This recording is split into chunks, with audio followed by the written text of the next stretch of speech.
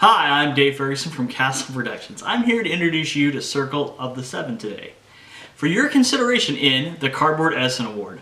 Thank you.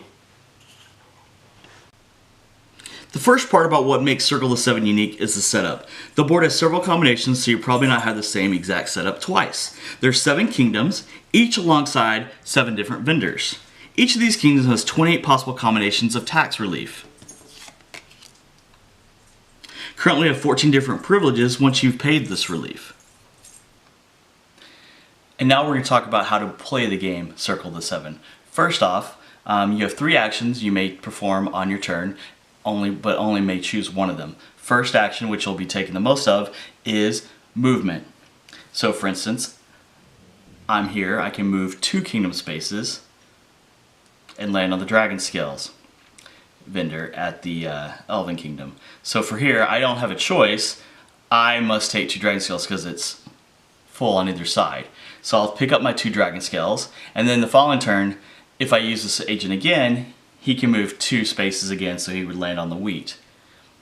The second action you may take is trade. So you may trade any number of 1 good for another good. So for instance, if I wanted to trade 3 wheat for 3 pelts, I very simply take my and pick them back up from the supply.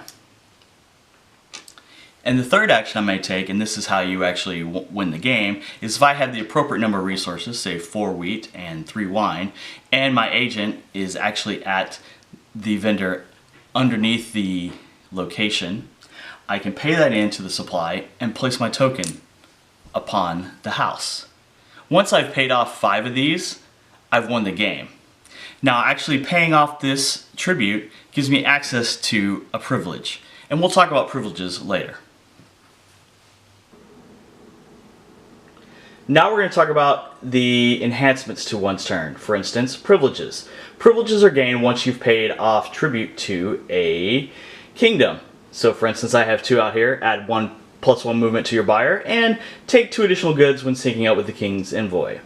So for instance, for me to activate them, I would have to pay a secret cost. So the first one I would pay would cost me 1 secret, so then I would simply add 1 movement to my buyer.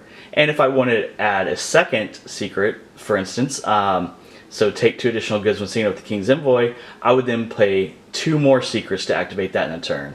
And if I needed to do a third one for a chance, it would actually cost 3 more, so I would use a total of 6. Now, secrets themselves have their own abilities they can be used for. First, you can use it to reverse movement. So instead of moving clockwise like you're forced to, you may pay 2 and you can reverse movement. 3, you may pay tribute anywhere. So instead of actually being on the actual place, you will actually pay 3 secrets and you'll pay the cost to the kingdom for tribute. And finally, for 5 secrets, you may actually perform 2 actions on your turn. So basically you take your turn as normal, then you pay 5 secrets and you may do a trade, a move, or pay off a tribute. Another aspect of the game is the King's Envoy. The way a player interacts with him is, for instance, whenever you sync up with him, so I get to move 1, so I would land on the lumber. I can choose to land on either space. So here, I would land on the 2. Now with him being there, this allows me to pick up 1 additional item.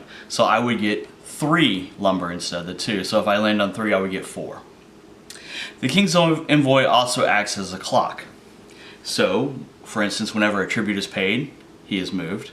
And when he moves to one of these draw a new event cards, we'll simply draw an event, read it aloud, and move it into space. And if there's 2 or more events, you very simply take this last event and discard it.